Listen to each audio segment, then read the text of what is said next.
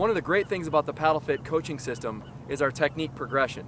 Whether you're a beginner paddler or an advanced paddler, we can take you to that next level. Let's go take a look at it. Regardless of who we're working with, whether it's an athlete or a beginner paddler, we're always going to start with the paddle sizing. Keep in mind it's a personal preference, but we're going to place the blade right at our toes, slight bend in the elbow, our shoulders are square, and that's where we're going to start off with our paddle sizing.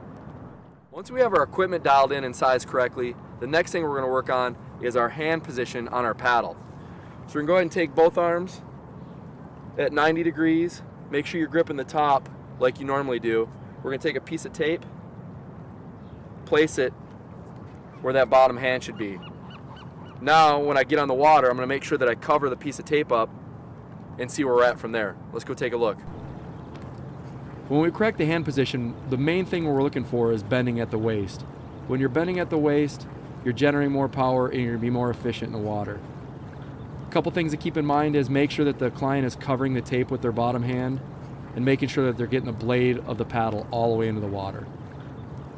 Make sure you remember after every correction that you make that you get back on the water and paddle. So now we've got our hand position. The next most common error that we see is arm paddling. People using their arms, not necessarily using their core. So the drill that we're going to use for that is the locked arm drill. Let's go take a look at it. This is what it's going to look like when you have someone that has no idea how to paddle.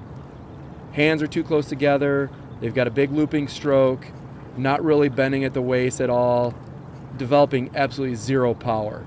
So this is someone who's coming right off the street who has no concept of paddling. We got to correct what they're doing. The locked arm drill is a very effective way to stop someone from arm paddling.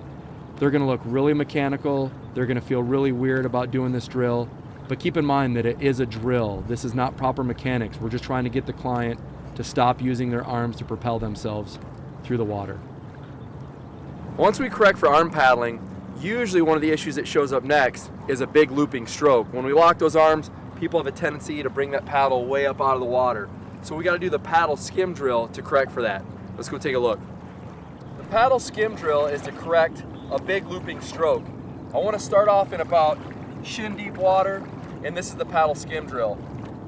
As they're bringing it back to their feet, they're going to keep the blade in the water the whole time.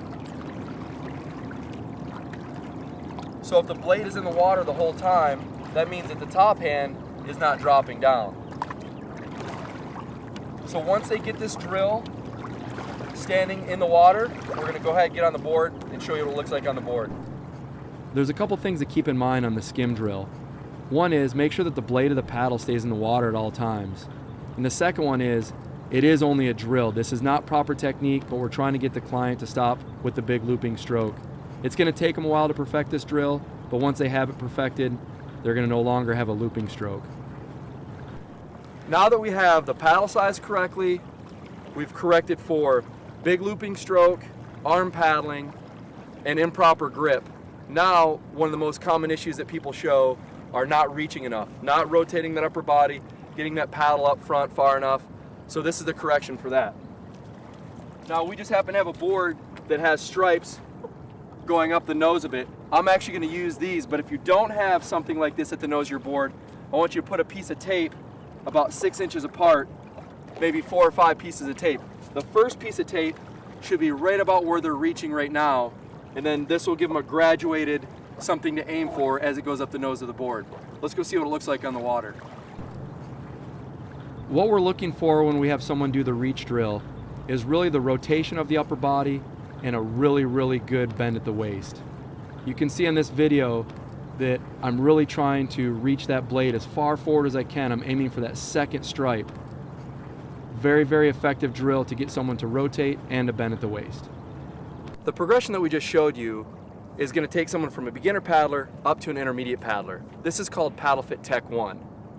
Now if you want to take someone from an intermediate paddler to an advanced paddler, check out our video, PaddleFit Tech 2.